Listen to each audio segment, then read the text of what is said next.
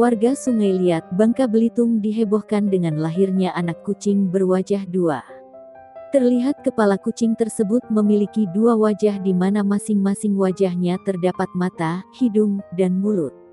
Nenek Surati, 71, warga asal Sri Pemandang, pemilik kucing tersebut mengaku kaget sekaligus heran saat menyaksikan anak kucing yang dilahirkan dengan bentuk wajah tak biasa. Menurutnya, kucing tersebut tak tampak menunjukkan sakit. Kucing itu terlihat lincah merangkak. Surati mengaku sedih karena anak kucing tersebut tak bisa sepenuhnya menyusu kepada induknya.